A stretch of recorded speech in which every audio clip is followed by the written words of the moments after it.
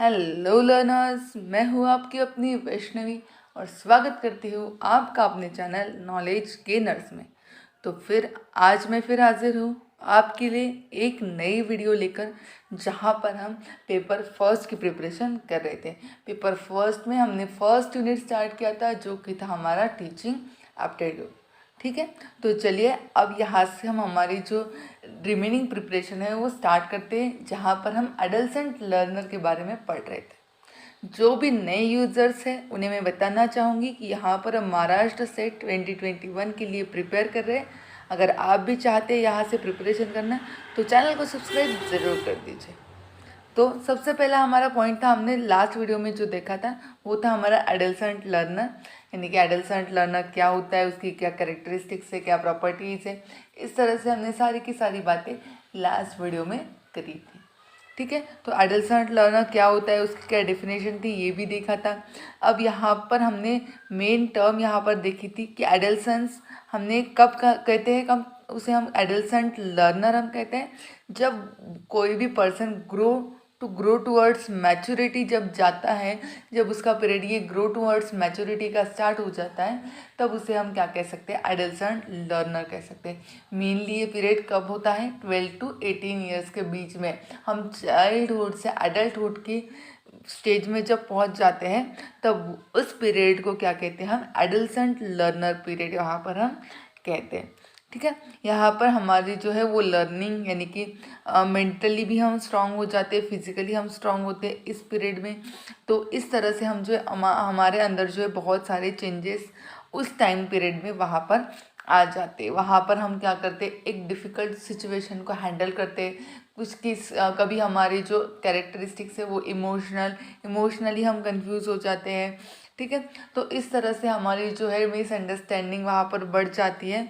यहाँ से हम एडल्सेंट लर्नर का स्टेज जो है वो कवर कर सकते हैं। ठीक है, क्योंकि वहाँ पर जो है हम मैच्योरिटी की तरफ मूव कर रहे होते हैं। ठीक है, तो ये हो गए थे हमारा मेन पॉइंट, जो कि था एडल्सेंट लर्नर के लिए, जहाँ पर हम चाइल्डहुड से लेकर एडल्टहुड में हमारी जो है शिफ्टिंग हो रही होती है। इसीलिए ये पीरियड हमारे लिए क्या हो जाता है, डिफ़िकल्ट यहाँ पर बन जाता है। ठीक है, तो ये था हमारा एडल्सेंट लर्नर का कंसेप्ट। देन हमने देखी थी एडल्सेंट लर्नर की डेफिनेशन। दो डेफिनेशन हमारे पास थी, chronological definition and sociological definition. तो क्रोनोलॉजिकली जो हमारे एडल्सेंट की डेफिनेशन है वो क्या बनती है, जो हमारा लाइफ स्पैन होता है उनके बीच, जहाँ पर हम 12 to 18 ईयर्स के बीच में जब हम रेंजिंग करते हैं, जब हम रहते हैं, तो वो जो टाइम पीरियड रहता है वो क्या होता है, हमारा एडल्सेंट लर्नर्स का टाइम पीरियड होता है। ठीक है, यहाँ पर जो है cultural difference and individual difference यहाँ पर बन जाता है। यानी कि जैसे कि हम जानते हैं कि हमारी नेक्स्ट जनरेशन या फिर हमारी पिछली जनरेशन जो हमारे पास रहते हैं, उनमें जो है कल्चरल डिफरेंस एंड जो मेंटली डिफरेंस रहता है वो इसी पीरियड में यहाँ पर बन जाता है। ठीक है, तो ये हो गई हमारी क्रोनोलॉजिकल डेफिनेशन, जहाँ पर हमारा टाइम पीरियड कब रहता है, 12 to 18 ईयर्स के बीच में जब हमारा टाइम पीरियड रहता है, तो वो जो है वो एडल्सेंट लर्नर का टाइम पीरियड बन जाता है। ठीक है, ये तो हो गई क्रोनोलॉजिकल डेफिनेशन। अब सोशियोलॉजिकल डेफिनेशन क्या देखी थी हमने, कि सोशियोलॉजिकली डेफिनेशन जो थी वो थी कि हम क्या हो जाते हैं, इंडिपेंडेंट एंड सेल्फ सफिशिएंट बनने की कोशिश वहाँ पर करते हैं। जब हम एडल्टहुड में जब हम जाते हैं एडल्टहुड में, हम जब जाते हैं चाइल्डहुड से, तब हमें क्या लगता है कि हम यहाँ पर क्या हो गए, डिपेंडेंट नहीं रहे, हम इंडिपेंडेंट होने की कोशिश करते हैं। देन उसके साथ साथ सेल्फ सफिशिएंट होने की कोशिश करते हैं, यहाँ तक कि हम पेरेंट्स को जो भी हमारे रिस्पॉन्सिबिलिटी रहती है वो भी हम करने की कोशिश करते हैं, कि हम खुद अपनी रिस्पॉन्सिबिलिटी को क्या करें, उठाने की कोशिश करते हैं। तो ये हो जाती है हमारी सोशियोलॉजिकल डेफिनेशन, जहाँ पर हम क्या करते हैं, खुद को इंडिपेंडेंट करने की कोशिश वहाँ पर हम करते हैं। उसी कोशिश में लगे रहते हैं कि हम खुद को किस तरह से हम इंडिपेंडेंट करें। जैसे कि हम अभी तक क्या करते थे, हम सभी कुछ जो भी चीज़ें हमारे पास होती है वो हम किससे, पेरेंट्स पे डिपेंड करते थे। ठीक है, लेकिन अब जैसे कि हम चाइल्डहुड से एडल्टहुड में जाने की कोशिश जाते हैं, तो वहाँ पर हम क्या करते हैं, खुद को इंडिपेंडेंट करने की कोशिश वहाँ पर करते हैं। ठीक है, तो ये दो डेफिनेशंस हमारे पास थी, chronological definition and sociological definition, जो हमने लास्ट लेक्चर में देखे थे। एक बार रिवीजन के लिए मैंने आपको एक बार फिर समझा दिया ताकि कोई कन्फ्यूजन ना रहे। ठीक है, देन नेक्स्ट हमारे पास कुछ कैरेक्टरिस्टिक्स होती हैं। जो एडोलेसेंट लर्नर हमारे होते हैं उनकी कुछ डिफरेंट कैरेक्टरिस्टिक्स होती हैं। तो वो कैरेक्टरिस्टिक्स चलिए अभी हम देख लेते हैं कि कौन सी कैरेक्टरिस्टिक। लास्ट वीडियो में हमने कौन सी कैरेक्टरिस्टिक देखी थी, emotional characteristics of adolescent learner. ठीक है, अब इस वीडियो में हम नेक्स्ट कैरेक्टरिस्टिक्स यहाँ पर पढ़ने वाले हैं। तो सबसे पहले हमारे पास कौन सी कैरेक्टरिस्टिक थी, emotional characteristics of adolescent learner. Emotional characteristics में क्या होता था कि जो भी लर्नर्स है, जो एडोलेसेंट लर्नर है, वो इमोशनली थोड़े से या कभी कभी क्या हो जाता है, वो बहुत ही ज़्यादा खुद को इमोशनली बहुत ही ज़्यादा डिप्रेशन में चले जाते हैं, या फिर कभी कभी को क्या करते हैं, हम खुद को क्या करते हैं अप टू द क्लाउड्स, यानी कि जो भी है इस दुनिया में जो कुछ भी है वो हमारी वजह से, इस तरह की उनकी फीलिंग्स वहाँ पर जाती है। एक टाइम पे वो क्या करते हैं up to the clouds, and एक टाइम पे क्या हो जाते हैं डेप्थ ऑफ द डिस्पायर।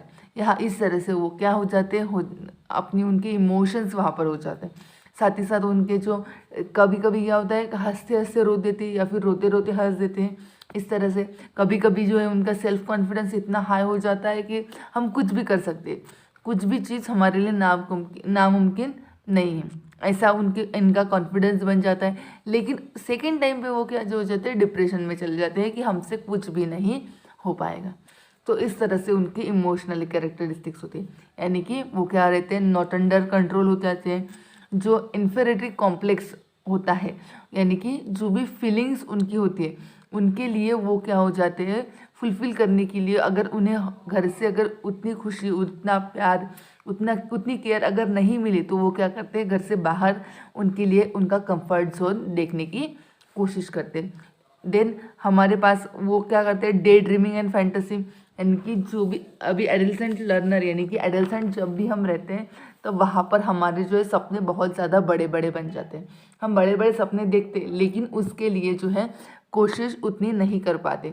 सभी लोगों के बारे में ऐसा नहीं है, लेकिन कुछ लोग होते हैं जो कोशिश करते हैं और अपने मकाम तक पहुँच जाते हैं। लेकिन कुछ लोग सिर्फ डे ड्रीमिंग करते हैं, यानी कि दिन में सपने देखते और उसी सपनों में क्या है खोए रहते हैं, और अपनी जो उन्हें कोशिश करनी चाहिए, मेहनत करनी चाहिए, जितना हार्डवर्क उन्हें करना चाहिए वो कर नहीं पाते। तो इसीलिए वहाँ पर वो क्या डे ड्रीमिंग एंड फैंटेसी के शिकार बन जाते हैं। देन हमारे पास होती है कैपेसिटी ऑफ शेयरिंग इमोशंस। जो भी उनके इमोशंस होते हैं वो क्या करते हैं दूसरों से शेयर करते हैं। जो भी उनके साथ जो पर्सन उन्हें कंफर्टेबल लगता है उनके साथ वो अपने इमोशंस क्या करते हैं शेयर करते हैं। देन कॉमन इमोशनल पैटर्न्स जो कि सब में रहता है, जैसे कि लव, एंजर, जेलसी, फियर, वरी। छोटी छोटी बात कर वो जेलसी फील करने लगते हैं, छोटी छोटी बात पर वो टेंस हो जाते हैं। इस तरह से कॉमन इमोशनल पैटर्न्स उनके बीच आ जाता है। देन नेक्स्ट हमारे पास है इंक्रीज कंपैरिजन। वो क्या करते हैं खुद को दूसरों से कंपेयर करने की कोशिश करते हैं, यानी कि जो भी कुछ मिलेगा उनको वो क्या करेंगे वो दूसरों से कंपेयर करेंगे। इस तरह से वो क्या करेंगे अपना कंपैरिजन दूसरों से करते रहते हैं। इसकी वजह से वो क्या हो जाते हैं डिप्रेशन में चले जाते हैं, डिप्रेशन का शिकार बन जाते हैं। ठीक है, ये इमोशनल कैरेक्टरिस्टिक्स होगी। देन हमारे पास थी intellectual characteristics of adolescent learner. तो इंटेलेक्चुअल कैरेक्टरिस्टिक्स में क्या होता है डेवलपमेंट ऑफ इंटेलिजेंस, यानी कि जो भी हमारे पास एडोलेसेंट लर्नर होती है उनकी जो इंटेलिजेंस होती है इस स्टेज में क्या हो जाती है वो डेवलप हो जाती है। तो इसीलिए ये कैरेक्टरिस्टिक्स बहुत ही ज़्यादा इम्पॉर्टेंट यहाँ पर बनती है, क्योंकि यहाँ पर जो है हमारे इंटेलिजेंस की यहाँ पर ग्रोथ होती है। इसीलिए डेवलपमेंट ऑफ इंटेलिजेंस ये बहुत ही ज़्यादा इम्पॉर्टेंट टर्म यहाँ पर है। देन यहाँ पर है increase in span of attention, यानी कि यहाँ पर जो है अटेंशन यानी कि कंसंट्रेशन जो है एडोलेसेंट का वो इंक्रीज़ हो जाता है। यानी कि जब भी उन्हें कुछ भी कहने की अगर हम कोशिश करेंगे तो वो अपने फुल कंसंट्रेशन के साथ जो है हमारी बात जो है समझ लेते हैं, उन्हें समझने की कोशिश करते हैं। अगर उन्हें कुछ भी समझ में नहीं आया तो उसे फिर से दोबारा रिपीट करने का सोचते हैं। तो इस तरह से उनका क्या होता है कंसंट्रेशन अटेंशन जो है वो इंक्रीज हो जाता है। ठीक है। नेक्स्ट है हमारे पास development of problem solving ability. अभी प्रॉब्लम सॉल्विंग एबिलिटी उनके अंदर जो है वो डेवलप हो जाती है, यानी कि टीचर्स अगर उन्हें कुछ प्रॉब्लमेटिक सिचुएशंस अगर दे कि इस तरह से अगर कोई सिचुएशन बन गई तो इसमें से किस तरह से हम बाहर निकल सकते हैं, तो उसका भी वो सोल्यूशन ढूंढने की कोशिश करते हैं, यानी कि उनकी जो है प्रॉब्लम सॉल्विंग एबिलिटी इंक्रीज़ हो जाती है। साथ ही साथ अगर वो खुद भी किसी प्रॉब्लम में फंस जाए या फिर अपने दोस्त या फिर जो भी अपने कलीग्स होंगे उन्हें भी किसी प्रॉब्लम से बाहर निकालने की वो क्या करेंगे, कोशिश करेंगे। ठीक है, तो ये हो गया development of problem solving ability. Next हमारे पास है डेवलपमेंट ऑफ एब्स्ट्रैक्ट थिंकिंग, यानी कि जो भी नए नए आइडियाज़ जो है वो जो सूझते हैं हमें, उनकी जो डेवलपमेंट होती है वो इसी स्टेज में होती है। अगर हमें कुछ नया करने की कोशिश करनी है तो हम इसी स्टेज में उनके लिए, हमारे लिए जो है या फिर किसी के लिए भी कुछ ना कुछ नया करने की कोशिश यहाँ पर करते हैं, यानी कि डेवलपमेंट ऑफ एब्स्ट्रैक्ट थिंकिंग हमारी यहाँ पर क्या हो जाती है, डेवलप हो जाती है। एब्स्ट्रैक्ट थिंकिंग जो है एडोलसेंट लर्नर की इसी स्टेज में डेवलप होती है। ठीक है। देन डेवलपमेंट ऑफ इमेजिनेशन, यानी कि जैसे कि हमने लास्ट लेक्चर में भी देखा था, जो आर्टिस्ट हमारे होते हैं, म्यूजिशियंस होते हैं, पोएट्स होते हैं, इनका जो वर्क है वो बहुत ही ज़्यादा इमेजिनेशन में होता है, यानी कि जो भी वो सॉन्ग्स निकालते हैं या फिर अगर कोई आर्टिस्ट होगा जो ड्राइंग के सेक्टर में होगा, वो ड्राइंग निकालते हैं, वो सब कुछ इमेजिन करते हैं और उसी हिसाब से वो अपना जो क्राइटेरिया है वो बनाने की कोशिश करते हैं। तो यहाँ पर क्या होता है, इमेजिनेशन पावर भी उनकी क्या होती है, डेवलप हो जाती है। ठीक है, तो बस इतना देखा था हमने लास्ट लेक्चर में, इसे एक बार मैंने रिवाइज कर दिया ताकि आपको अच्छे से क्लियर हो जाए। अभी नेक्स्ट हमारे पास है social characteristics of adolescent learner. अभी सोशल कैरेक्टरिस्टिक्स में भी हमारे पास बहुत सारे टर्म्स हैं, तो चलिए एक एक करके इन सारे टर्म्स को डिटेल में जानते हैं ताकि जो भी कंसेप्ट है वो सारा का सारा हमें क्लियर हो जाए। सबसे पहला पॉइंट हमारे पास है सोशल कॉन्शियसनेस।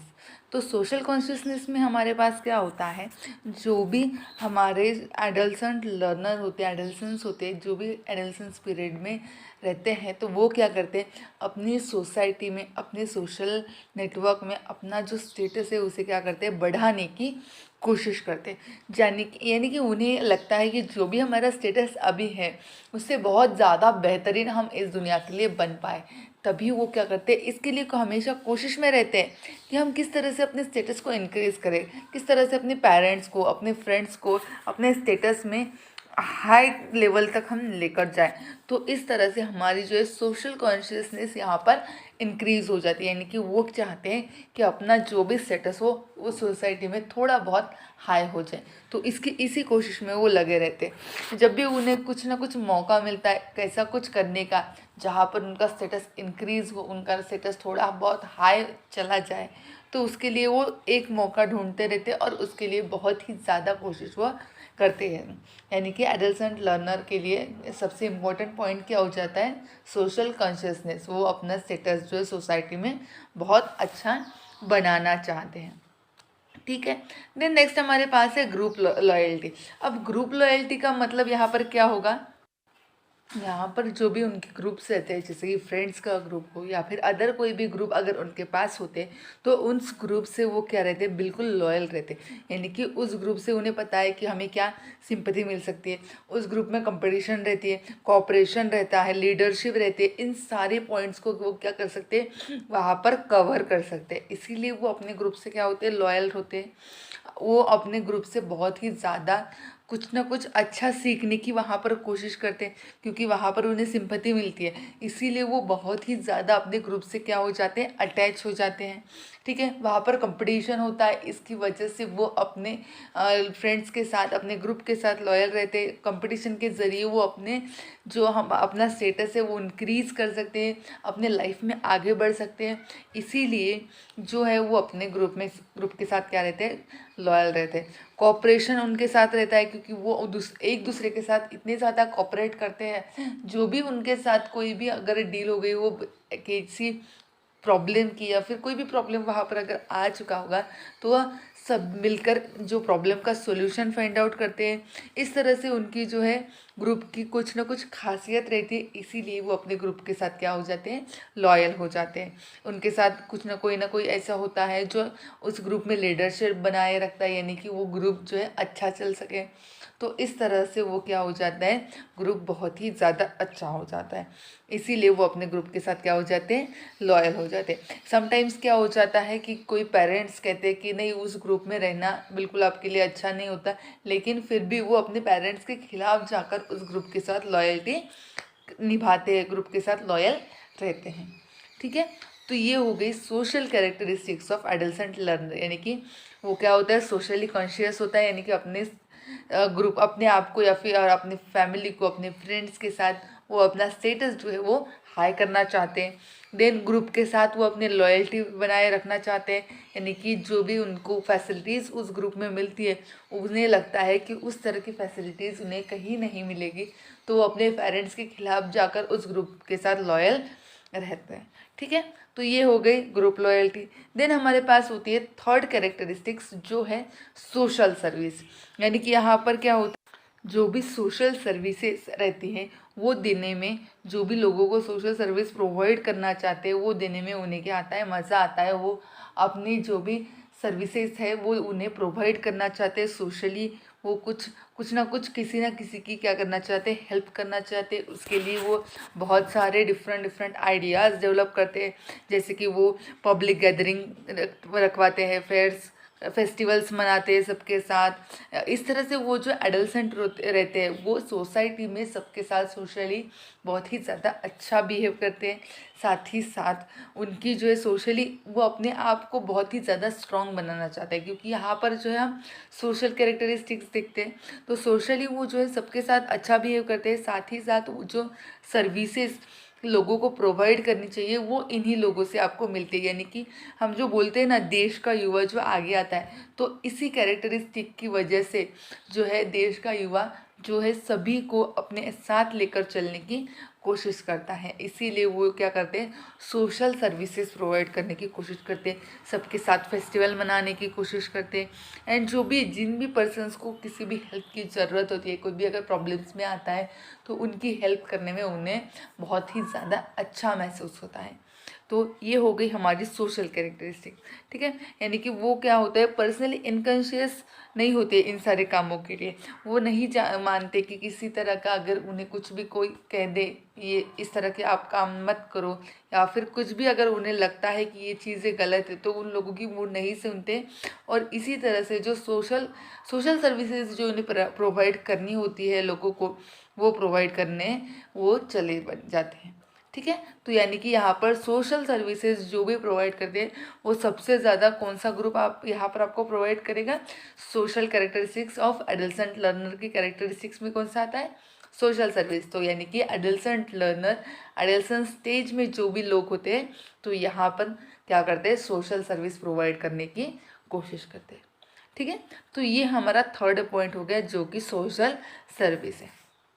देन नेक्स्ट हमारे पास जो पॉइंट है वो है डेवलपमेंट ऑफ सोशल इंसाइट। अभी डेवलपमेंट ऑफ सोशल इंसाइट का क्या हम मीनिंग निकाल सकते हैं, यानी कि जो भी सोसाइटी में लोग रहते हैं, यानी कि उनकी जो स्टेज है वो क्या करना चाहते हैं, डेवलप करना चाहते हैं। यानी कि जो भी हमारे पास हमारी सोसाइटी अभी जिस स्टेज में भी होंगी, तो उस स्टेज को जो है वो क्या करना चाहते हैं, इंक्रीज करना चाहते हैं। यानी कि सभी सोसाइटी को वो क्या बनाने की कोशिश करते हैं, सबसे ज़्यादा बेटर या फिर बेस्ट बनाने की कोशिश में वो लगे रहते हैं। और ये सारे काम उनके लिए बहुत ही ज़्यादा ईजी हो जाते हैं। वो कैसे, वो क्या रहते हैं, एडल्सेंस ग्रुप में रहते हैं, ग्रुप के साथ सभी मेंबर्स की जो है कोऑपरेशन, कोऑर्डिनेशन बहुत ही ज़्यादा अच्छा रहता है। तो उनके लिए ये सारे काम करना बहुत ही ज़्यादा ईजी हो जाता है। तो वो क्या करते हैं, जो हमारी सोसाइटी है उनमें क्या करने की कोशिश करते हैं, डेवलपमेंट करने की कोशिश वहाँ पर वो करते हैं। ठीक है, तो ये डेवलपमेंट ऑफ सोशल इंसाइट में सभी कुछ, यानी कि जो भी सोशली हमारे पास सर्विसेज होती है वो प्रोवाइड करते हैं, हमारी सोसाइटी को सोशली स्ट्रॉन्ग बनाते हैं, वो बहुत ही ज़्यादा उन्हें आगे लेने जाने की कोशिश करते हैं। और ये सारे काम उन्हें बहुत ही ज़्यादा ईजी लगते हैं, क्योंकि वो ग्रुप में ये सारे काम करने की कोशिश करते हैं। ठीक है, तो ये हो गई हमारी फोर्थ कैरेक्टरिस्टिक्स जो कि है डेवलपमेंट ऑफ सोशल इंसाइट। जहाँ पर हमने देखा है कि किस तरह से हमारे जो एडल्सेंस है वो अपनी सोसाइटी को बेटर बनाने की कोशिश में लगे रहते हैं। ठीक है। देन नेक्स्ट हमारे पास है ग्रुप लीडरशिप। यहाँ पर मैंने अभी अभी बताया कि हम क्या करते हैं, ग्रुप बनाते हैं, ग्रुप के साथ ही हम रहने की कोशिश करते हैं, ग्रुप ही हमारे लिए सब कुछ बन जाता है, हम ग्रुप के लिए कुछ भी करने की कोशिश करते हैं। तो यहाँ पर जो है एक ऐसा पर्सन होता है जहाँ पर हम ग्रुप में एक लीडर होता है, लीडरशिप वो बनाए रखता है। तो यहाँ पर जो है वो क्वालिटीज़ वहाँ पर डेवलप हो जाती है लीडरशिप की। यानी कि ये जो एडोलसेंस पीरियड होता है इसमें ही हम सीखते हैं कि किस तरह से हमें ग्रुप में मैनेजमेंट रखना है, किस तरह से हमें ग्रुप को मैनेज करना है, किस तरह से किसी भी सोसाइटी को जो भी हमारे पास रहता है उनको आगे ले जाना है। तो ये सारी बातें हम किस में सीखते हैं, ग्रुप में। यानी कि ग्रुप लीडरशिप हमारे लिए बहुत ही ज़्यादा इम्पॉर्टेंट फैक्टर बन जाता है। ठीक है। तो यहाँ पर जो है क्वालिटी जो है ग्रुप की वो बहुत ज़्यादा अच्छी बन जाती है किस पीरियड में, एडोलसेंस पीरियड में। ठीक है। तो यहाँ पर सभी जो ग्रुप के जो भी मेंबर्स होते हैं वो कोशिश करते हैं कि हम भी एज अ लीडर वहाँ पर जो है ग्रुप में अच्छे से लीडरशिप बनाए रखें। ठीक है। तो ये 5 कैरेक्टरिस्टिक्स हो गई हमारी social characteristics of adolescence learner. कौन सी सोशल कैरेक्टरिस्टिक्स थी? Social consciousness, group loyalty, social service, development of social insight and group leadership. तो ये सारी बातें हमने सोशल कैरेक्टरिस्टिक्स में देखी थी। ठीक है। तो अभी तक के हमने 3 कैरेक्टरिस्टिक्स देख लिए। तो यहाँ तक के हमने 3 कैरेक्टरिस्टिक्स यहाँ पर कंप्लीट कर लिए, जो कि थी इमोशनल कैरेक्टरिस्टिक्स पहली थी हमारी, देन नेक्स्ट थी हमारी इंटेलेक्चुअल कैरेक्टरिस्टिक्स, एंड अभी जो हमने रिसेंट में देखी है वो है सोशल कैरेक्टरिस्टिक्स। तो यहाँ तक के 3 कैरेक्टरिस्टिक्स हमारी कंप्लीट हो गई। अभी 4th कैरेक्टरिस्टिक्स हमारे पास है, वो है academic characteristics of adolescent learner. I hope आपको ये तीनों कैरेक्टरिस्टिक्स अच्छे से समझ में आ चुकी होगी। ठीक है। तो अगर ये सारी की सारी कैरेक्टरिस्टिक्स आपको अच्छे से समझ में आ गई तो जो भी क्वेश्चंस एग्जाम में पूछे जाएंगे वो बहुत ही ईजिली आप इसे क्या कर सकेंगे, सॉल्व कर सकेंगे। तो चलिए आइए देखते हैं 4th कैरेक्टरिस्टिक्स यानी कि academic characteristics of adolescent learner, इसके बारे में सब कुछ। तो इसमें जो फर्स्ट पॉइंट हमारे पास है तो वो है डिमांड रिलेवेंस इन लर्निंग। यानी कि यहाँ पर हम क्या कह सकते हैं, डिमांड रिलेवेंस इन लर्निंग का मतलब जो है वो है कि जो भी हम लर्निंग करना चाहते हैं, जो भी हम सीखना चाहते हैं वो बहुत ही ज़्यादा अच्छी क्वालिटी का हम सीखना चाहते हैं। जो भी हमें सिखाने वाला है यानी कि जो हमारा टीचर है वो बहुत ही अच्छे से हमें जो है कंसेप्ट क्लियर करवा दे, बहुत ही अच्छे से हमें जो है हमारे पॉइंट्स हमें कवर करवा दे, वो हम लगता है कि हमें ये सारी बातें वो टीचर कवर करवा दे। तो यहाँ पर इसीलिए हम क्या कहते हैं, demand in relevance in learning. यानी कि जो भी वो सीखना चाहते हैं वो किस तरह से सीखना चाहते हैं, वाई एंड हाउ, ये दोनों कंसेप्ट जो है अगर उन्हें क्लियर हो गए तो वो समझते हैं कि हमारी जो लर्निंग है वो बहुत ही ज़्यादा अच्छी हो चुकी है। तो यहाँ पर वो जो लर्नर्स होते हैं वो जानना चाहते हैं कोई भी चीज़, किसी भी क्वेश्चन को, जो अगर कोई भी कंसेप्ट अगर आप हम उन्हें पढ़ाते हैं तो वो पूछते हैं कि ये क्यों और कैसे। तो क्यों और कैसे ये दोनों सवाल उनके दिमाग में हमेशा घूमते रहते हैं। अगर इन दोनों सवालों के जवाब अगर उन्हें मिल जाते हैं तो उन्हें लगता है नहीं हम कुछ ना कुछ सीख रहे हैं, कुछ ना कुछ अच्छी लर्निंग हमारी हो रही है। इस तरह के क्वेश्चंस जो है उनके दिमाग में आने चले रहते, हमेशा चलते रहते हैं कि इस तरह के क्वेश्चंस वो हमें पूछते रहते। इसीलिए हम क्या कहते हैं, डिमांड रिलेवेंस इन लर्निंग। ये हो गई हमारी पहली कैरेक्टरिस्टिक्स, यानी कि जहाँ पर लर्नर को क्या चाहिए, 2 सवालों के जवाब, व्हाई एंड हाउ। ठीक है। नेक्स्ट हमारे पास है prefers active over passive learning experiences. मतलब यहाँ पर passive learning and active learning का यहाँ पर क्या मीनिंग होगा।